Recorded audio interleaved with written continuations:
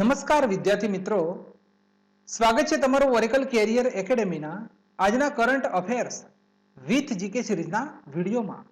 વિદ્યાર્થી મિત્રો, આજે છે 20મી માર્ચ અને 20 માર્ચ 2022ના જે પણ કરંટ અફેર્સના પ્રશ્નો બને છે તે પ્રશ્નોની માહિતી આપણે આ વિડીયોની અંદર મેળવીશું. વિદ્યાર્થી મિત્રો, દરેક પ્રશ્ન રિલેટેડ જે પણ ડિટેલ હશે પરીક્ષા લક્ષી તેની પણ માહિતી મેળવીશું. અને આજે 20મી માર્ચના દિવસે હેડ ક્લર્કનું પેપર છે, તો વિદ્યાર્થી મિત્રો પેપર આવશે તો તેના સોલ્યુશન પણ આપણે જોઈશું. તો આવો વિદ્યાર્થી મિત્રો જોઈએ આજના કરંટ અફેર્સનો પહેલો પ્રશ્ન. તો વાત થઈ રહી છે અહીંયા 14મા નંબરના ભારત અને જાપાન વાર્ષિક સંમેલનનું આયોજન કઈ જગ્યાએ થશે. હવે અહીંયા ભારત અને જાપાન વિશેની થોડી અહીંયા ઇમેજની અંદર ચર્ચા કરી લઈએ. તો 2022માં જાપાન અને ભારતની વચ્ચે 70 વર્ષ પૂરા થયા છે. કેટલા સંબંધને 70 વર્ષ પૂરા થયા છે. અને વિદ્યાર્થી મિત્રો અહીંયા જવાબ આવશે આપણો નવી દિલ્હી, ભારત. તો નવી દિલ્હીમાં 14મા નંબરના ભારત અને જાપાન વાર્ષિક શિખર સંમેલનનું આયોજન કરવામાં આવશે. ભારત તરફથી પ્રધાનમંત્રી શ્રી નરેન્દ્રભાઈ મોદી અને જાપાન દેશ તરફથી પ્રધાનમંત્રી શ્રી ફુમિયો કિશિદા આ શિખર સંમેલનમાં ભાગ લેશે. તો 14મા નંબરનું ભારત અને જાપાન વાર્ષિક સંમેલન નવી દિલ્હીની અંદર ભાગ કોણ લેશે? તો શ્રી નરેન્દ્રભાઈ મોદી અને ફુમિયો કિશિદા. ત્રિપક્ષીય ક્ષેત્રના મુદ્દાઓ, હિન્દ પ્રશાંત મહાસાગરની સ્થિતિ અને ભાવિ સૈન્ય સહયોગ ખાસ વાર્તાલાપ થશે.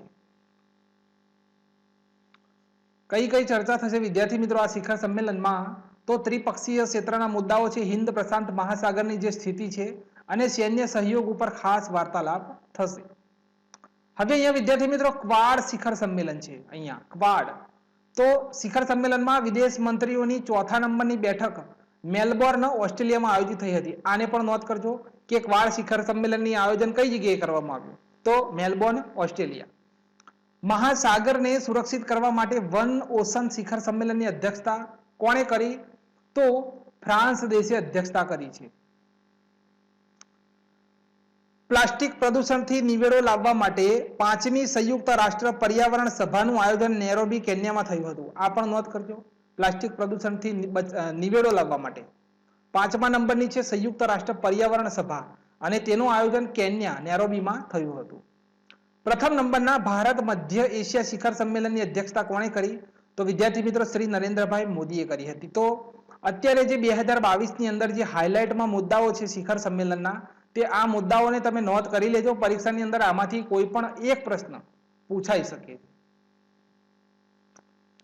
બીજો પ્રશ્ન છે કે ભારત દેશનો પ્રથમ સ્વદેશી ડ્રેઝર સમુદ્રી જહાજ, અહીંયા શું છે આ સમુદ્રી ડ્રેઝર, અહીંયા આ તમે ઇમેજ જોઈ લો.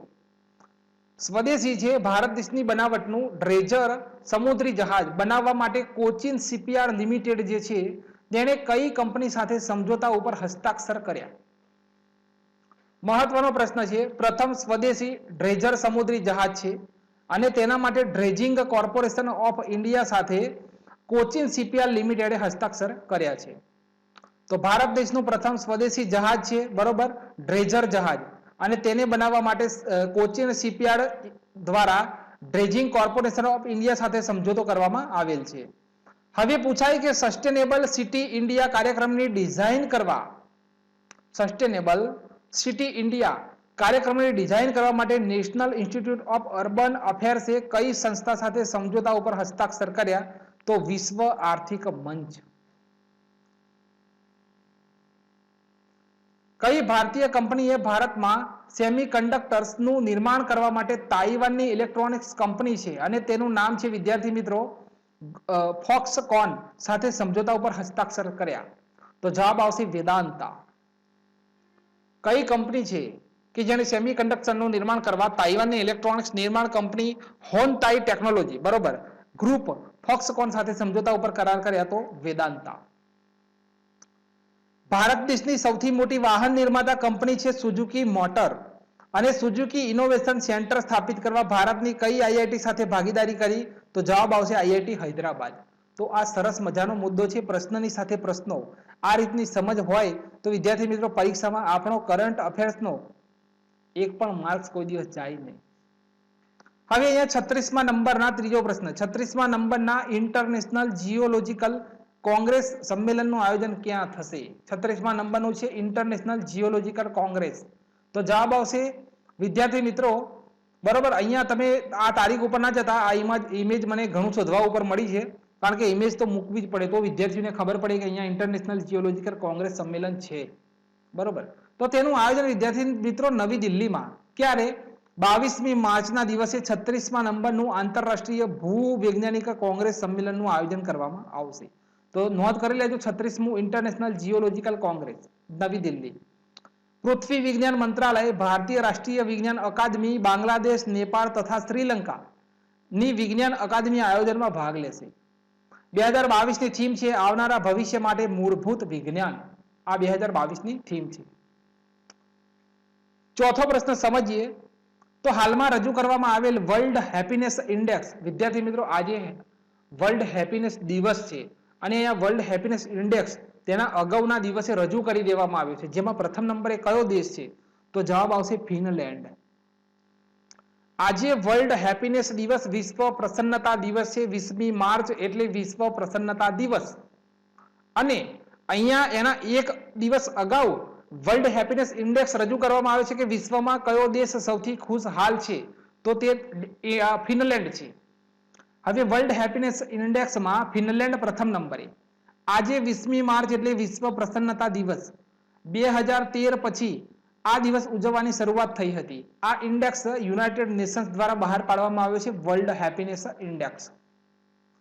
ફિનલેન્ડ સતત 5મા વર્ષે આ ઇન્ડેક્સમાં પ્રથમ નંબરે છે, સૌથી ખુશહાલ દેશ છે ફિનલેન્ડ. આપણો ભારત દેશ 136મા નંબર ઉપર છે. અહીંયા વિદ્યાર્થી મિત્રો 146 છે, આ તગડો કાઢી નાખજો. 146 દેશોની રેન્કિંગમાં આપણો ભારત દેશ 136મા નંબર ઉપર છે. તો 146મા નંબરે કયો દેશ છે? તો અફઘાનિસ્તાન. કયો છે? 146 દેશોની આ રેન્કિંગ છે, જેમાં આપણો ભારત દેશ 136મા નંબર ઉપર છે. બરોબર. તો 146મા નંબર ઉપર છે અફઘાનિસ્તાન. બરોબર. સૌથી પ્રસન્નતા ભર્યો દેશ છે વિશ્વની અંદર વિદ્યાર્થી મિત્રો ફિનલેન્ડ. આપણો ભારત 136મા નંબરે, આ ખાસ નોંધ કરી લેજો. બરોબર. બાકી 2022 ની આ જે થીમ છે તેને પણ નોંધ કરી લેજો, સ્ક્રીનશોટ લઈને વાંચી લેજો.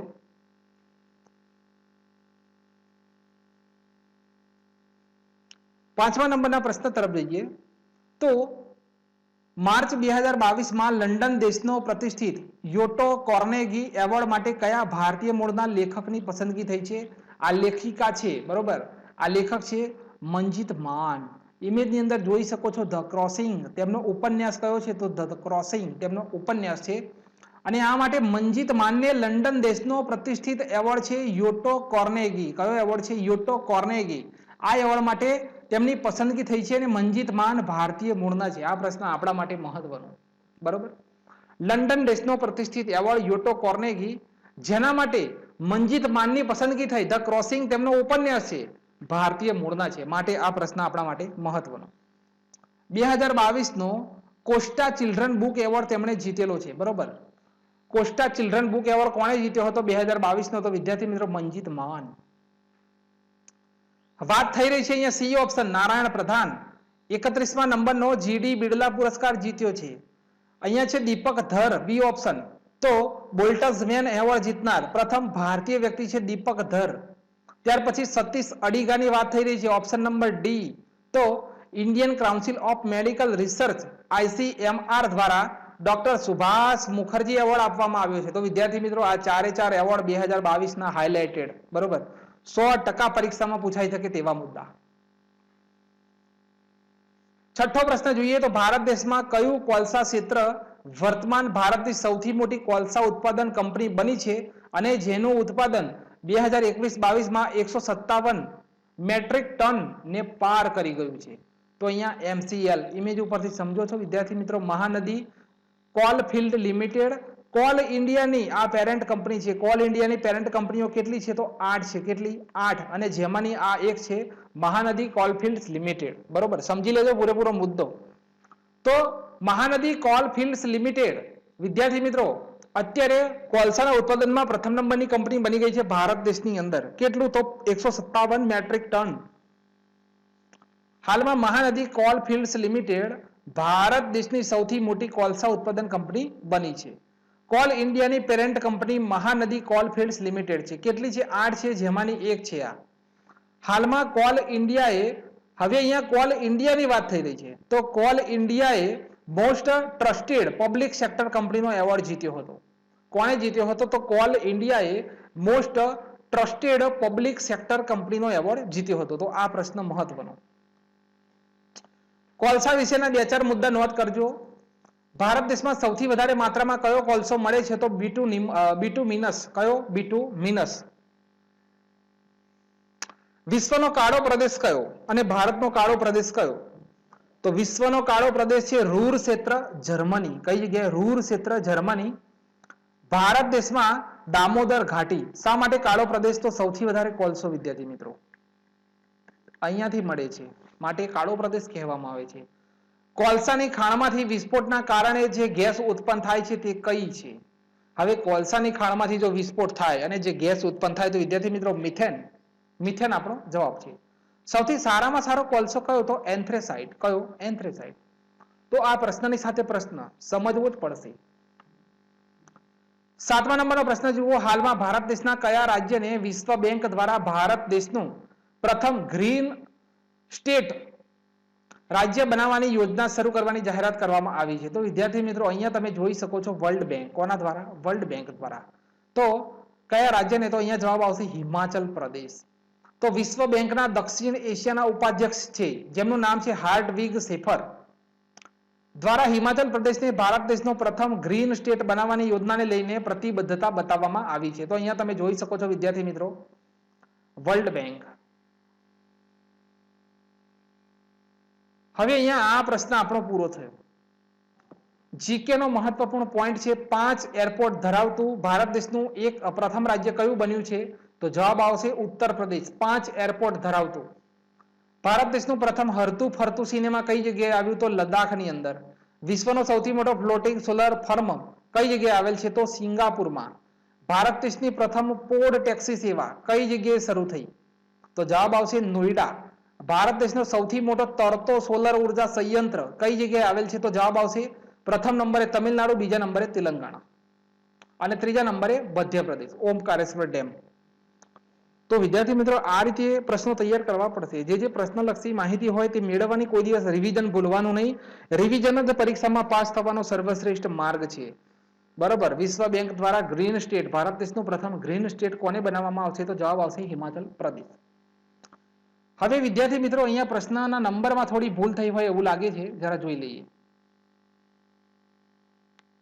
પ્રશ્નના નંબરમાં થોડી ભૂલ થઈ હોય તેવું લાગે છે.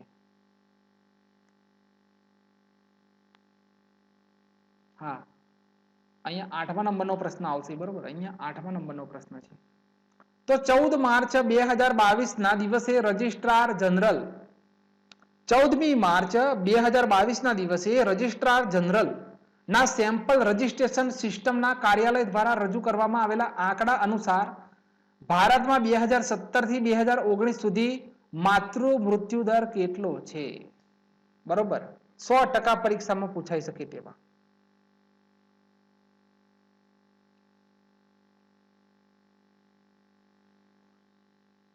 તો વિદ્યાર્થી મિત્રો ભારત દેશના રજિસ્ટ્રાર જનરલના સેમ્પલ રજિસ્ટ્રેશન સિસ્ટમના કાર્યાલય દ્વારા કેટલો રજૂ કરવામાં આવે છે? તો 103. અહીંયા વિદ્યાર્થી મિત્રો થોડો સુધારો થયો છે. બરોબર, આ કઈ રીતે નક્કી કરવામાં આવે છે? અહીંયા છે MMR. બરોબર, તો મેટરનલ મોર્ટાલિટી રેટ કઈ રીતે નક્કી કરવામાં આવે છે? તો ભારત દેશમાં પ્રથમ પૂછાય, પ્રથમ રાજ્ય કયું છે? તો વિદ્યાર્થી મિત્રો MMR માં પ્રથમ રાજ્ય છે કેરળ. કેટલો છે વિદ્યાર્થી મિત્રો? તો 30. પૂરા ભારત દેશનો કેટલો છે MMR? તો 103. હવે વિદ્યાર્થી મિત્રો કઈ રીતે નક્કી કરવામાં આવે છે? તો 1 લાખ જીવતા બાળકો ઉપર મૃત્યુ પામનાર માતાઓની સંખ્યાના આધાર ઉપર આ આંકડા રજૂ કરવામાં આવે છે. કયો આધાર? ઇમેજમાં જોઈ લો. અહીંયા ઇમેજમાં લખેલું છે અહીંયા 1 લાખ. બરોબર, તો 1 લાખ જીવતા બાળકો ઉપર મૃત્યુ જે પામનાર માતાઓ હોય તેમની સંખ્યાના આધાર ઉપર આ આંકડો રજૂ કરવામાં આવે છે. પ્રથમ નંબરે નોર્વે અને ઇટાલી છે, જેનો MMR માત્ર 2 છે. કેટલો છે? માત્ર 2. આપણો દેશ 103 નંબરે છે અત્યારે, જ્યારે નોર્વે અને ઇટાલીમાં તો વિદ્યાર્થી મિત્રો માત્ર 2. 2011 ની જે વસ્તી ગણતરી થઈ તેના ઓફિસર કોણ હતા? પરીક્ષામાં પૂછાશે. જવાબ આવશે ચંદ્રમૌલી હતા. કોણ હતા? ચંદ્રમૌલી. 2021 ની વસ્તી ગણતરી ઓફિસર કોણ છે? તો જવાબ આવશે વિવેક જોશી. અને ભારત દેશમાં પ્રથમ વસ્તી ગણતરી કોના કાર્યકાળમાં થઈ હતી? તો લોર્ડ મેયો 1872. તો યાદ રાખજો વિદ્યાર્થી મિત્રો, આ પણ પ્રશ્ન મહત્વનો. હવે અહીંયા 9મા નંબરનો પ્રશ્ન જોઈ લઈએ. તો મૂડીઝ એ ભારતના ફાઇનાન્શિયલ યર 2022 માટેનો જીડીપી 9.5% રહેશે તેવું અનુમાન લગાવ્યું હતું થોડા સમય પહેલા. હવે તેને ઘટાડી દીધો છે અને હવે અત્યારનું લેટેસ્ટ અનુમાન કેટલું લગાવ્યું છે? હવે વિદ્યાર્થી મિત્રો, મેં 2 દિવસ પહેલા કહ્યું હતું કે જેટલા પણ ઇન્ડેક્સ હોય તે ગોખી લેવાના. 15-20 ઇન્ડેક્સ હોય, બરોબર? તો જે એક પ્રશ્ન પરીક્ષામાં પૂછાય તો આપણો 1 માર્ક્સ જતો રહે. અને આ વર્ષે 1 માર્ક્સ નક્કી કરશે કે આપણે વર્દી પહેરીશું કે નહીં પહેરીએ, બરોબર? તલાટી બનીશું કે નહીં બનીએ. માટે અહીંયા નોંધ કરવો પડશે. મૂડીઝ તો ખાસ, બરોબર? મૂડીઝ દ્વારા જીડીપી 9.5% રહેશે તેવું અનુમાન લગાવવામાં આવ્યું હતું થોડા સમય પહેલા અને તેને અચાનક ઘટાડી દીધું છે અને અત્યારે 9.1% રહેશે તેવું અનુમાન લગાવ્યું છે. Option number C. તો મૂડીઝ એ ભારત દેશનો 2022ના વર્ષનો જીડીપી 9.1% રહેશે તેવું અનુમાન લગાવ્યું છે. હવે ગ્લોબલ રેટિંગ ફર્મના એક્સપર્ટ લોકોનું કહેવું છે કે 2023ના વર્ષ માટે ભારત દેશનો ગ્રોસ ડોમેસ્ટિક પ્રોડક્ટ 5% રહેશે. કેટલો? 5.4% રહેશે તેવું અનુમાન લગાવ્યું છે. શા માટે? તો રશિયા યુક્રેન જે યુદ્ધ છે તેના કારણે, બરોબર? રશિયા યુક્રેન યુદ્ધના કારણે ઘણા ખરા દેશોનો જીડીપી છે તે નીચો જઈ રહ્યો છે, બરોબર? તો અત્યારે 9.1 નિર્ધારિત કર્યો છે 2022 અને 2023માં 5.4% થી રહેશે તેવું અનુમાન લગાવ્યું છે. મૂડી છે વિદ્યાર્થી મિત્રો, રશિયા યુક્રેન જે યુદ્ધ છે તેના કારણે આ અનુમાન લગાવ્યું છે. આ પણ નોંધ કરી લેજો. હવે અહીંયા 10મો પ્રશ્ન છે કે હોળીના દિવસે કયા રાજ્યમાં આદિવાસીઓના સૌથી મોટો મેળો હોય છે? કયા રાજ્યમાં આદિવાસીઓનો સૌથી મેળો હોય? તો અહીંયા ઇમેજ દર્શાવી રહી છે કે ગુજરાત, બરોબર? ઇમેજ બોલી રહી છે કે ગુજરાત, તો આપણો જવાબ છે ગુજરાત. ચૂલનો મેળો. તો ગુજરાત રાજ્યના નર્મદા જિલ્લામાં હોળીના દિવસે આદિવાસીઓનો મુખ્ય તહેવાર ગણવામાં આવે છે. ખાસ કરીને ધૂળેટીના પર્વ નિમિત્તે ચૂલનો મેળો ભરાય છે. મેળા દરમિયાન આદિવાસીઓની ધગધગતા અંગારા ઉપર ચાલવાની પ્રથા છે. જે આશ્ચર્યજનક વાત એ છે કે અંગારા ઉપર ચાલવા છતાં આદિવાસીઓ કોઈ દજાતા નથી, દાજતા નથી. તમે અહીંયા જોઈ શકો છો ઇમેજમાં. વિદ્યાર્થી મિત્રો, આખો પહેલા પ્રશ્ન સમજી લો, ખબર પડી જશે. તો ચૂલના મેળામાં ચૂલ માતાનું પૂજન કરી ખાડો ખોદી તેમાં સળગતા અંગારા નાખી પોતાના સંતાનો સાથે ખુલ્લી તલવાર સાથે ધગધગતા અંગારા ઉપર ચાલીને હેમખેમ બહાર નીકળવામાં આવે છે. હવે જોઈ લો, અહીંયા ખાડો ખોદવામાં આવે, તેમાં અંગારા નાખવામાં આવે, બરોબર? અને અહીંયા વિદ્યાર્થી મિત્રો, આદિવાસીઓ કોઈ દિવસ દજાતા નથી. હવે આજનો ટેકનોલોજી અને કોમ્પ્યુટરનો યુગ છે અને આજના યુગમાં વિજ્ઞાન જે છે તે જગ્યા ઉપર આદિવાસીઓની શ્રદ્ધા હજુ સુધી ડગી નથી. પૂરી શ્રદ્ધા છે. બીજા નંબરે ગુજરાત રાજ્યમાં કલીમ કવાણા ગામ. પરીક્ષામાં પૂછાય 100%. કલીમ કવાણા ગામ ચૂલનો મેળો ભરાય છે, જેમાં ગામમાં આવેલ કુવામાં સ્નાન કરવામાં આવે છે અને હનુમાનજીની મૂર્તિનું પૂજન કરી શ્રીફળ વધેરીને વાજતે ગાજતે ધગધગતા અંગારા ઉપર ખુલ્લા પગે ચાલવાની પ્રથા છે. નર્મદા જિલ્લા સિવાય ગામ પૂછાય તો કલીમ કવાણા. કયું? કલીમ કવાણા. ગુજરાત રાજ્યમાં 35 વર્ષ પછી સારંગપુરમાં દાદાના દરબારમાં ધૂળેટીની ઉજવણી કરવામાં આવી છે. તો આ મુદ્દો નોંધ કરજો. ચૂલનો મેળો 100% પરીક્ષામાં પૂછાઈ શકે. હવે વિદ્યાર્થી મિત્રો, અહીંયા આપણો 11મો પ્રશ્ન છે. 20મી માર્ચ એટલે વિશ્વ ચકલી દિવસ. હાલમાં જે ચકલીની પ્રજાતિ છે તે લુપ્ત થવાના આરે આવી ગઈ છે, બરોબર? અહીંયા જે વિદ્યાર્થી મિત્રો આ ચકલીઓ છે તે લુપ્ત થઈ રહી છે, બરોબર? 20મી માર્ચ એટલે વિશ્વ સ્પેરો દિવસ. ચકલી બચાવો અભિયાનની શરૂઆત ક્યારે થઈ હતી? પરીક્ષામાં પૂછાય તો nature forever for society of ઇન્ડિયાએ શરૂઆત કરી હતી, બરોબર? ચકલી બચાવો અભિયાનની શરૂઆત કોણે કરી હતી?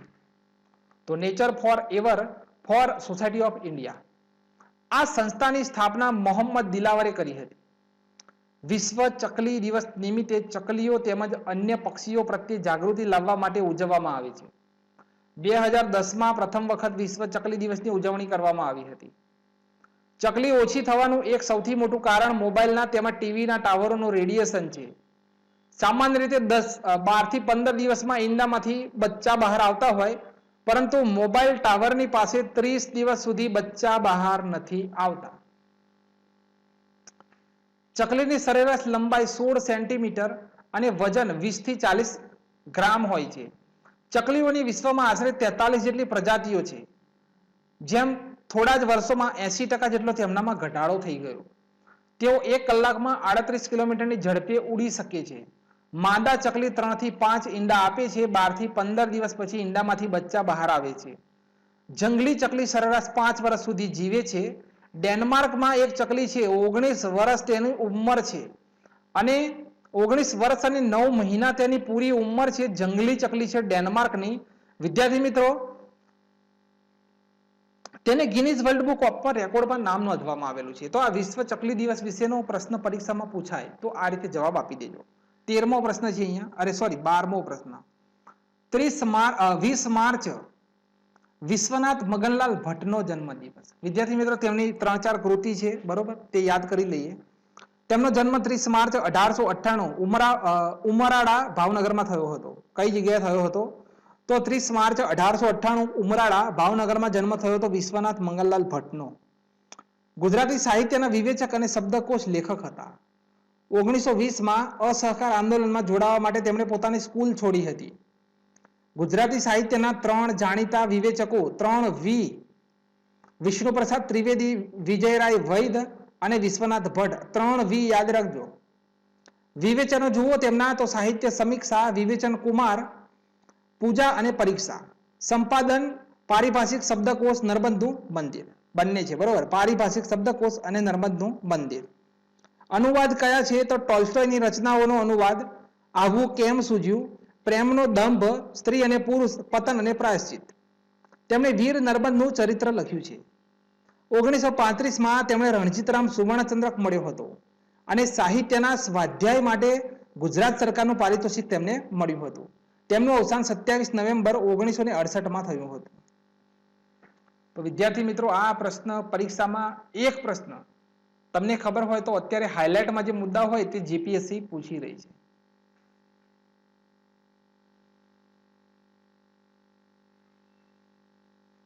હવે આપણે ખેલ જગતના મુદ્દાઓ જોઈશું.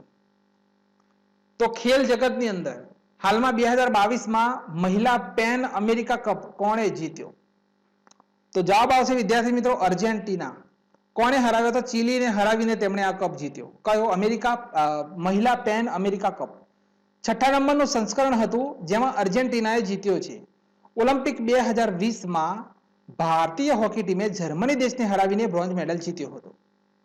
11મા નંબરની રાષ્ટ્રીય જુનિયર હોકી ચેમ્પિયનશિપ ઉત્તર પ્રદેશે ચંદીગઢને હરાવીને જીતી છે.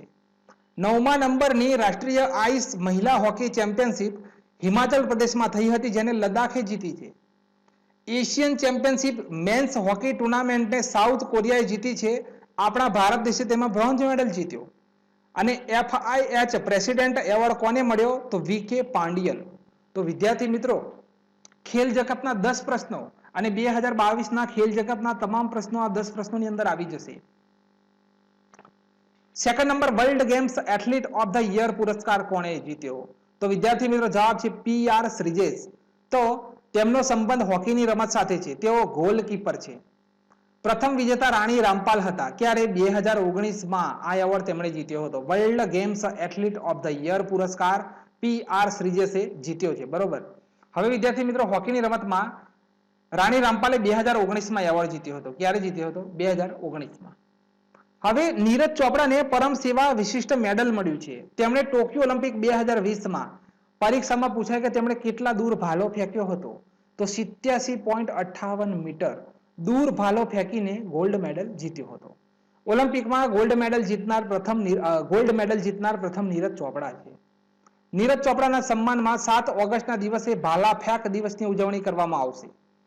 અવની લેખરા 2020ના ટોક્યો પેરા ઓલિમ્પિકમાં 2 મેડલ જીતનાર પ્રથમ મહિલા. અને ઓલિમ્પિકમાં 2 મેડલ જીતનાર મહિલા પૂછાય તો PV સિંધુ. અહીંયા આપણે લખીશું, શું લખીશું? PV સિંધુ. રિયો ઓલિમ્પિક અને ટોક્યો ઓલિમ્પિક. અહીંયા એક જ ઓલિમ્પિકમાં 2 મેડલ જીતનાર તો અવની લેખરા, બરોબર, ટોક્યો પેરા ઓલિમ્પિકમાં. ત્રીજા નંબરનો પ્રશ્ન, ઓડિશા ઓપન બેડમિન્ટન ટુર્નામેન્ટ 2022માં મહિલા એકલનો ખિતાબ કોણે જીત્યો? તો અહીંયા જવાબ છે ઉન્નતિ હુડા. ભારત દેશની સૌથી નાની ઉંમરના પ્લેયર બની ગયા છે તેઓ ઓડિશા ઓપન બેડમિન્ટન ટુર્નામેન્ટ જીતીને. ચોથા નંબરનો પ્રશ્ન, હાલમાં કયા ભારતીયને 2022 Laureus world breakthrough of the year એવોર્ડથી સન્માનિત કરવામાં આવશે? તો જવાબ છે નીરજ ચોપડા.